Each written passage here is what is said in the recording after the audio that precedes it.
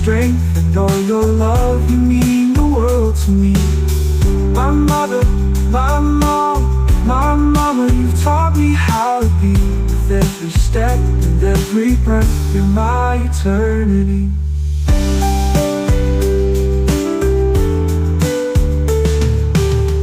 Through every trial.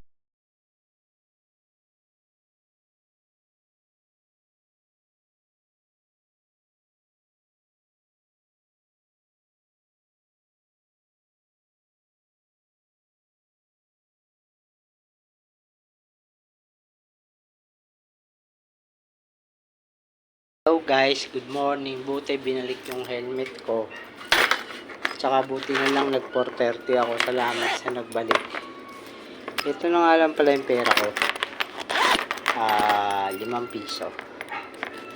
Yung tipong gusto mo mag 6 days, ay mag 7 days.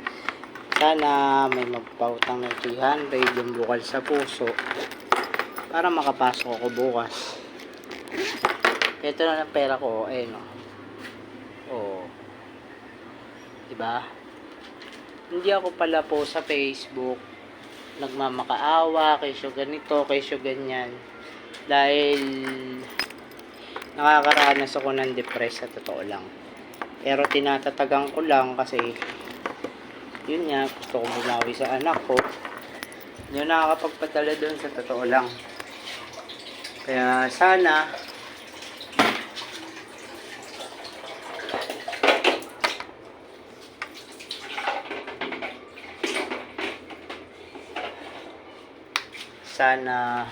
mahanap ko na yung magpapalaga sa akin. Namimiss ko na kasi yung mami ko sa totoo lang. Matagal na kasi patay yun, December 29, 2014. Yung pag-uwi ka, pag-uwi ka, kamusta ka na apo, okay ka lang ba, ganun ganyan. Namimiss ko yun kasi yun na yung number one band ko. Sa totoo lang, mahirap mawalan ng isang magulang. Kaya hanggat nandyan pa yung magulang nyo, pakita nyo na lahat ng pagmamahal nyo sa kanila. Dahil pag nawala sila, promise, hindi nyo kakayanin. Ang pagpapatuloy sa inyo ng mga pamilya nyo, relatives nyo, is may hangganan. Ako maraming salamat din sa pinsan ko na doktora. Hindi ko na lang sasabihin kung ano pangalan niya. Baka kasi ayaw niya mapayapa siya. Yun. 3 years sa inyo mag-asawa. Maraming salamat. Alam ko sobrang kulit ko, ganun ganyan. Walang modo, parang di na minsan nakakaya na yung pinagagawa ko nung panahong nawalan ako ng trabaho, ganun ganyan.